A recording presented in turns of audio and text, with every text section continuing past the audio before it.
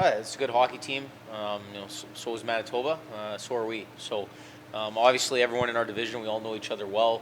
There's going to be a few things that change in playoff style hockey that we've already started to address with our group. And fortunately, we were able to watch both games live Friday, Saturday for their game 4 and 5, and it's going to be a real good series, is what we predict. And already started some of our work and practice yesterday, carried into today, and we'll continue that mindset. Seems like a pretty tight matchup between Manitoba and Milwaukee. It looks like it'll be the same with Texas. There were a lot of overtime games, close games. How does that affect the way that you approach it in the playoffs? Oh, it's playoff hockey. I think our 3 games against Rockford were close games, and it talks a lot about our play without the puck and our play and our structure, and I think we did a pretty good job of that. And we're going to need the same effort and focus heading into Milwaukee. And watching those 2 games, they were physical, they were heavy. They played with structure as they always do, so it will be a good series. The series having to go farther than y'all's. I know that there can be some stock put into that, where you guys you take care of business in 3 games. Do you put any stock in that in terms of maybe having more rest and more time to prepare? Yeah, you know what, a little bit, and I think one way their final game was Saturday. Game 1 of our series is until Friday. So they have plenty of time to refuel and reload themselves. The advantage for us was, you get to heal some bumps and bruises that naturally occur in the postseason. You get a few extra days in that situation, and it aligns more similar to what we just did, waiting 12 days for our first round to start. So we had a plan in place, regardless of opponent. We had travel in place regardless, so we were able to, really take a breath there once we knew Saturday, and now just execute the plans that we had set in place. You mentioned, taking on Milwaukee, I guess, in the regular season. You mentioned how close things were. That series to you guys was about as close as you can get. You guys split in a bunch of 1-goal games. What can you take from those matchups that can help you heading into this series?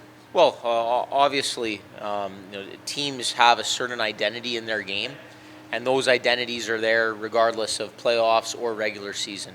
Now, what happens in playoffs, there's a heightened intensity, there's a heightened urgency, and you have to expect that from every opponent. There's only 8 teams left in the American Hockey League at the moment, so there's a reason that all 8 teams are still playing.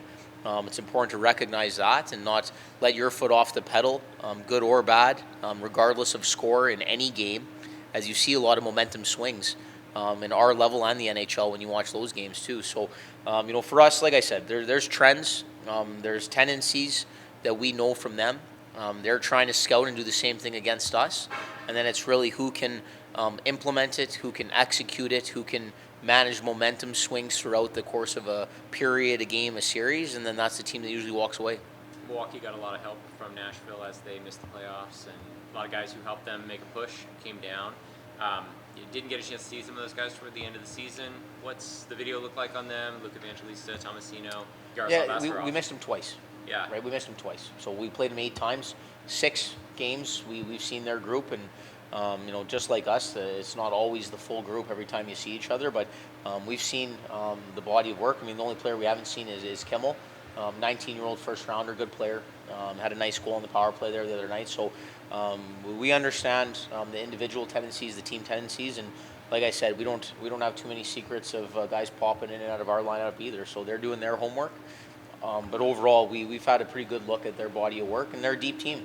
They got a lot of talent. They can roll 4 lines. They can roll their back end. It's essentially what we do, and that's probably why the series have been so good. I expect this to be a good series. I asked you something similar a couple weeks before about you and the parent club still in the postseason. Now that you're doing it in the second week of May, both of you winning first-round series. How impressive is that? What is that like? Does that kind of boost each other a little bit? Yeah, and same with Idaho, our AA affiliate. So really all 3 organizations are now in the second round. I spoke at that time. It's the same thing. It's a credit to the depth of our organization. It's a credit to the general managers and scouts, really filling out the lineups and allowing that depth. It makes our job more fun. It makes our jobs interesting at the same time, trying to get everyone their ice time and reps. But that's what we did in the regular season. Everyone got their touches and everyone developed. And now is an exciting time. Now it's time to win. And the fact that all 3 teams are still winning still pushing. That's really what it's all about.